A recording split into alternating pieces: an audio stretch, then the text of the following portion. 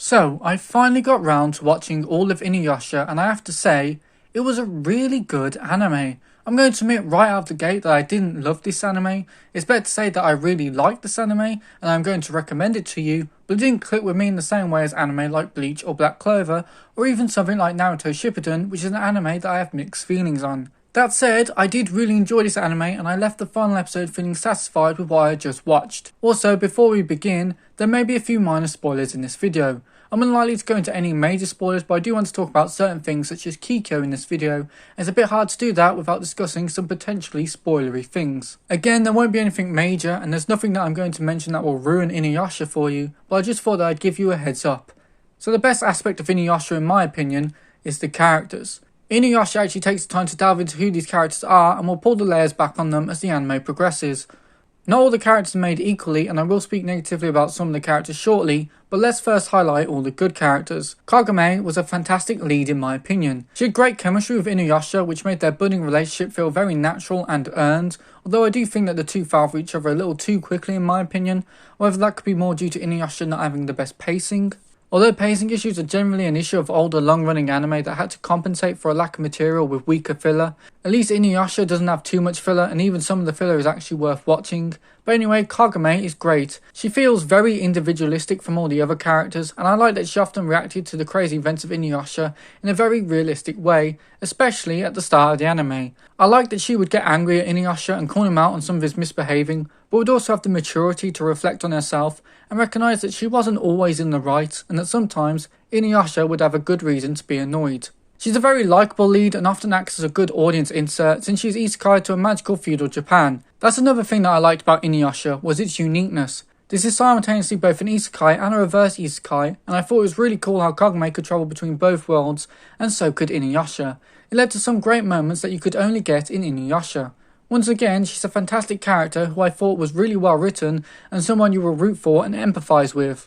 However, the anime is called InuYasha, and how does our titular character stack up against Kagome? Well, he does quite well in fact. Initially, I liked Kagome more than InuYasha, but over the course of the anime, I think I grew to like InuYasha more, as it's InuYasha who receives the most development out of every character. He starts out the anime a bit of a jackass, but unsurprisingly, it becomes very clear that there's a kind heart hidden within InuYasha's tough exterior. InuYasha is a very abrasive and immature person. He often causes issues with others when he really didn't need to, but he also cares very deeply for others. He's unsure of how best to deal with people since he spent the majority of his life alone, and it was very heartwarming watching him learn to open up to those that care for him. InuYasha isn't just an anime where we watch our titular character constantly power up throughout the series, it's also an anime where we get to see him grow and improve as a person. InuYasha is also the only thing that I can think of where a love triangle was actually done really well, at least for me. InuYasha has such undeniable chemistry with Kagome, and they're clearly destined for one another. And yet part of me couldn't help but root for him and Kikyo. The two had such strong feelings for one another, and both of them had been given such a tragic hand in life that I really wanted them to fix each other. Kikyo says it herself, she wants to be the one who heals InuYasha's heart. Kikyo was a wonderful character, and her arc in the anime was beautifully executed, coming to a very bittersweet conclusion. I love that she was a very inherently kind person, but was someone who had their heart tarnished and blackened by others. I don't think I've ever seen a character like Kikyo before, and I'm glad that we got to see so many sides to her character in this anime. Her final scene with InuYasha is one of the best moments in the entire anime. However, Kikyo isn't actually a part of Kagome and InuYasha's team, so who is? Probably the biggest player would be Miroku. I think Miroku has a fair deal of depth to him, but he also suffers one of those gimmicks that a lot of old and even new anime characters have. It's very common for anime characters to have a little annoying quirk, like for example how Zenitsu is always crying in Demon Slayer and screaming at the top of his lungs. Miroku's annoying characteristic is that he likes to touch women's bums.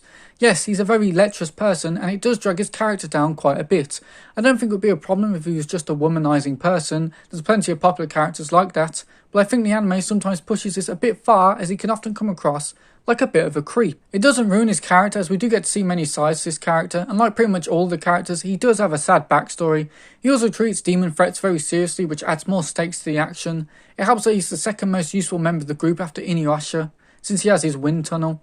His relationship with Sango isn't as good as either InuYasha's relationship with Kagome or his one with Kikyo. In a lot of ways, Miroku and Sango feel like they got together purely because Miroku is a guy in the group and Sango is a woman in the group.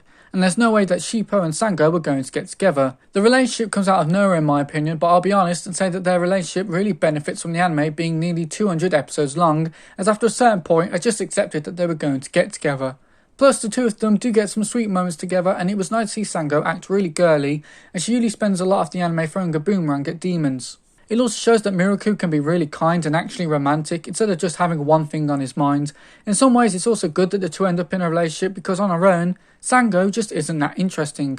I think she has her moments, especially when it concerns either Miroku or her brother, but unfortunately, she's only ever interesting when there's someone else involved.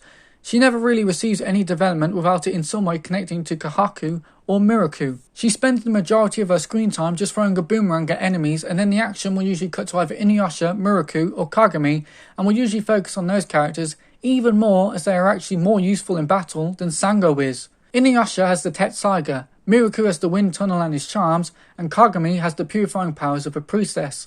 In comparison, Sango really feels like the weak link, and she often gets overshadowed by the other characters, which is a shame, as I think Sango had the best introduction in the anime out of every character. In the end, I feel like she was a wasted opportunity and that the anime could have done a lot more with her. At least she was actually useful in battle. Shippo was a character where I genuinely wondered why he was even there most of the time, as he basically didn't do anything for the most of the anime. Now, I do actually like Shippo. He's a fun little character, and I like that he and InuYasha feel like siblings who are constantly bickering and winding each other up. I'm glad he was in the anime, but don't expect him to actually do anything of note. Before I talk about the villains, there's a few other characters who deserve to be mentioned. Sesshomaru is a character who really grew on me the more he appeared in the anime. He initially shows up very sporadically before becoming a main player in the story. He's at first a foil for InuYasha, before he starts to receive character development and become a better person, just like his little brother. I like that Rin brings out the best in him like Kagome does for InuYasha. Sesshomaru reminds me a lot of Byakuya from Bleach, even to the point where I thought they had the same Japanese voice actor. Both characters are very withdrawn, seemingly without emotion. However, those emotions are present, and I like that with time, Sesshomaru's true feelings became more and more apparent. It also helps that he's an actual badass that can go toe-to-toe with InuYasha. On the other hand, there's Koga. Koga's a character that I felt extremely indifferent towards. He's kind of annoying because all he really does is get in between InuYasha and Kagome's relationship, and I'll never forget how he was introduced in the anime by wiping out an entire village of humans on his own volition. He gets a few cool fights, and he actually has a personality, but I never really cared for him, and he was absent for the majority of the second half of InuYasha the final act, so he never even got to help beat Naraku, which feels like a missed opportunity. Kohaku really snuck up on me. I felt very indifferent towards him as I did to Koga until near the end of the original anime. I won't spoil why, but Kohaku regained something very important, and it completely changed his character. He makes a very sacrificial decision in the anime, and made me really respect him and understand his suffering. He's a very tragic character, and I went from not caring about him to really hoping that he would be able to make it all the way to the end of the series. Whilst I've listed some negatives about some of these characters, I do think InuYasha was able to keep audiences engaged with really interesting characters. However, I think InuYasha really fumbled when it came to its villains, because I kept hoping that InuYasha would pull a Naruto and we'd find out that there was some bigger bad pulling Naraku's strings, because I think Naraku kind of sucks. In fact, I think both Sesshomaru and Kikyo were more interesting antagonists. Naraku is just kind of like evil incarnate, which isn't really the most compelling idea for a villain. Sometimes it can be fun to have a villain who is pure evil, but those villains aren't usually the big bad of a long-running anime. There just really isn't that much depth to Naraku. It's strange because I actually liked Onigumo as a villain, and I enjoyed that he was just a villain who was just so selfish and self-centered, but unfortunately Naraku is literally just a watered-down version of Onigumo. Naraku's motivations weren't interesting at all. I don't think that he needed to be sympathetic, but I needed something, and there really wasn't that much to him. It's also why all his minions aren't that interesting either, as they're basically just less interesting versions of himself. Kagura is probably the most interesting, but that's only because she really comes into her own near the end of the anime, and I like the relationship she has with Sesshomaru. Although I hated how a lot of the episodes would have her either fight or talk to the heroes, and then just before things get really dicey, she pulls a feather out of her hair and flies off. It doesn't help that the animation for this was always the same. This is an issue that InuYasha would have. It would sometimes feel like things were being repeated, and that the central conflict between InuYasha and Naraku was being dragged out longer than it needed to be. Especially when there was one episode where InuYasha and Sesshomaru really should have killed Naraku. Kagura really exemplified this with how often she would fight InuYasha and then just run off with her tail between her legs. Kana basically doesn't exist, same with Byakuya. Hakudoshi was a character that I kind of wanted to replace Naraku as the big bad, and Maru was a villain that I didn't care about at all.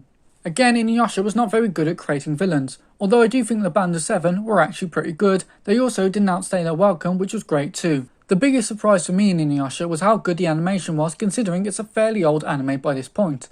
Sunrise have always been a really good animation studio, and even their older anime like Cowboy Bebop and Outlaw Star have really good animation. However, I was still surprised that InuYasha still looked pretty good and had some moments where the animation really went all out. By modern standards, InuYasha's animation doesn't compete with the best in the industry, but it's still better than some anime that are released nowadays.